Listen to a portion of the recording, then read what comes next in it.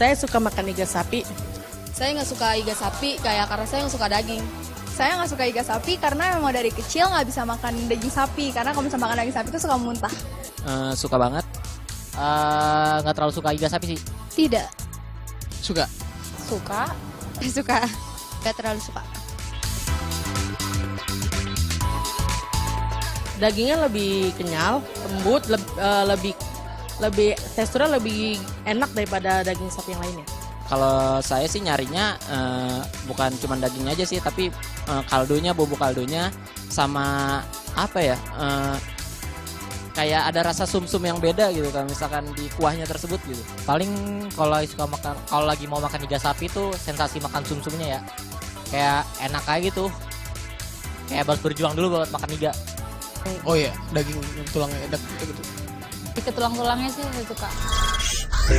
Banyak juga ya penggemar iga sapi, ya wajar lah kalau menurut situs sweet101.com, iga sapi itu merupakan bagian yang paling favorit dan yang paling terenak dari seluruh bagian sapi. Ya wajar sih ya kalau makan iga itu nggak mungkin satu porsi, yang pasti kalian akan nambah dan lagi terus. Tapi ngomong-ngomong udah makanan ini enak, kira-kira manfaatnya ada nggak? Ya kalau nggak ada manfaatnya kan ngapain kita makan? Coba kita tanya ahli gizi ya, kira-kira iga sapi ini ada manfaatnya nggak? Iga sapi itu kita tahu apa? Ada dagingnya kan? Dan ada lemaknya ya. Nah dagingnya itu sumber protein hewani. Sumber protein yang bagus. Ya, jadi kita tahu protein fungsinya untuk daya tahan, untuk regenerasi sel. Kalau ada anak-anak dan remaja itu untuk pertumbuhan, ya. Jadi banyak sekali guna protein itu sebagai bahan makanan utama. Tapi jeleknya kadar lemaknya cukup tinggi itu iga sapi. Ya, semakin banyak lemaknya kan itu yang dicari orang karena rasanya semakin enak ya. Nah, lemak sapi itu adalah lemak jenuh. Lemak jenuh itu berbahaya bagi tubuh karena apa? Karena dia bisa meningkatkan kadar kolesterol darah kita. Dapat meningkatkan kadar trigliserida darah kita.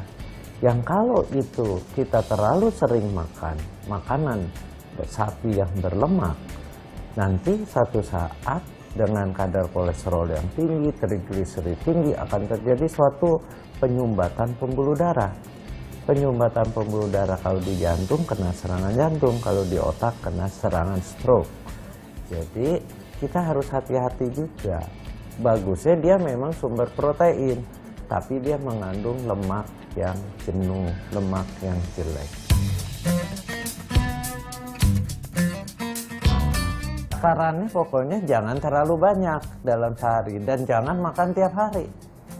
Ya. Dan itu yang menyebabkan kadar si lemaknya, kadar kolesterol darahnya akan meningkat. Itu yang bahaya. Jadi sebenarnya kadarnya bagaimana? Tergantung kebiasaan juga. Kalau masih pengen makan iga sapi ya jangan terlalu banyak dan jangan terlalu sering, itu aja.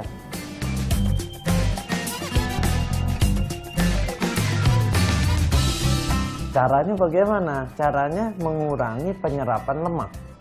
Iya kan? Kalau proteinnya nggak apa-apa.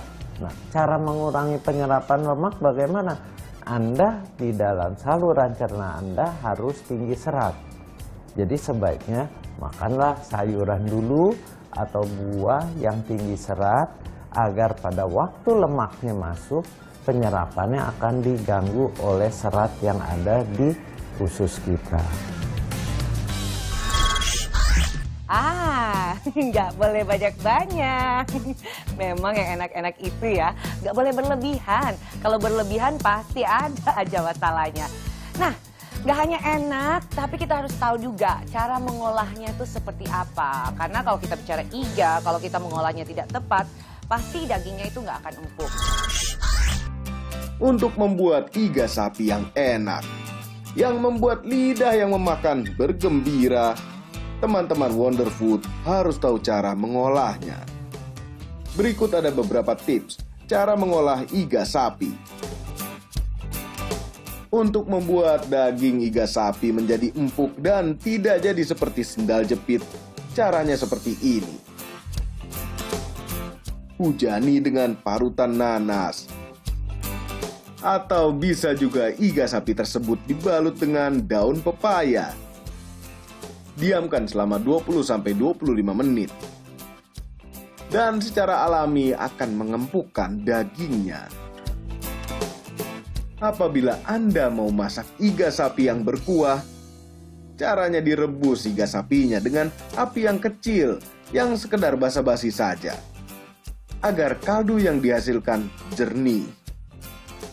Selain itu, agar menghindari iga sapi berbau tidak sedap yang membuat Anda malas memakannya dan juga membuat sapinya malu karena bau, caranya adalah sangrai kemiri dan ketumbar, kemudian diulek dengan perasaan, sehingga jadilah bumbu iga sapi yang penuh dengan perasaan.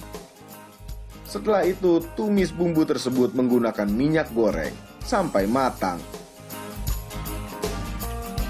Untuk Anda yang suka olahan iga sapi dengan cara dibakar, pertama, oleskan bumbu dan minyak goreng atau mentega.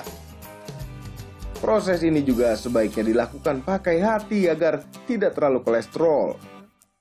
Selain ini bikin jadi enak, fungsi sebenarnya adalah supaya iga sapi tidak kering selama pembakaran. Yang terakhir, kalau teman-teman Wonderfood mau menggoreng iga sapi, bisa masukkan ke air mendidih lalu diamkan beberapa menit, macam direbus. Kemudian diangkat lalu ditiriskan sampai terlihat agak kering. Setelah itu bisa digoreng. Semua proses ini membuat kami lapar. Bolehlah tipsnya dicoba ya akhir pekan ini. Teman-teman juga bisa coba loh. Saya sih pernah baca ya sebuah artikel, ada beberapa jenis makanan ya teman-teman yang bisa membuat kalian tuh bisa cepat tidur. Kalian tahu nggak ya jenis makanan apa yang bisa membuat kalian cepat tidur?